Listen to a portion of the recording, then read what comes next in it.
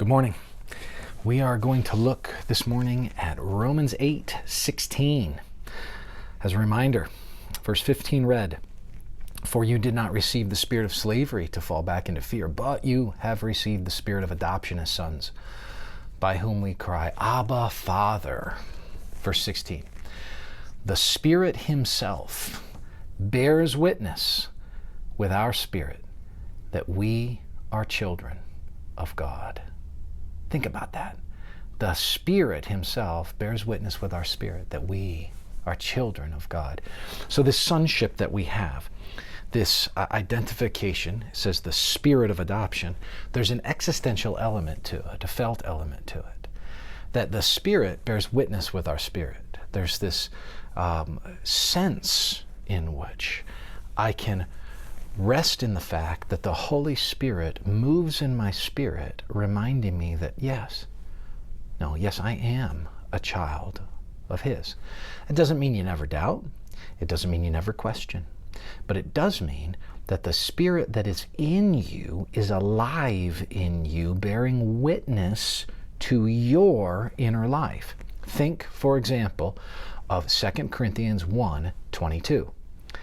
"And who has also put his seal on us," right? The seal identifying us as His, "and given us His Spirit in our hearts as a guarantee." Or later, 2 Corinthians 5:5. "He who has prepared us for this very thing is God, who has given us the Spirit as a guarantee." But see, that previous verse I mentioned, 2 Corinthians 1:22, is particularly interesting.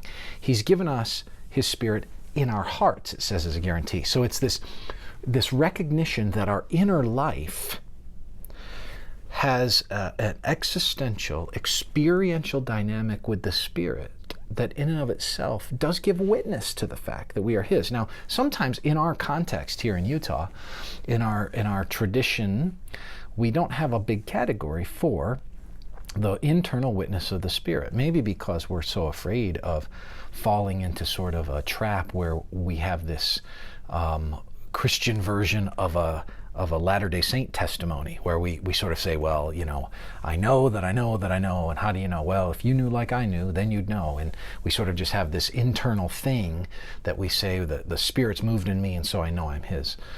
Now, it's not to say that this internal witness of the Spirit is sufficient for us to conclude that we are His, because certainly we could have feelings that lead us astray. But neither does it follow then that any sense from the Spirit to our spirit is invalid, or that it is not an authentic witness.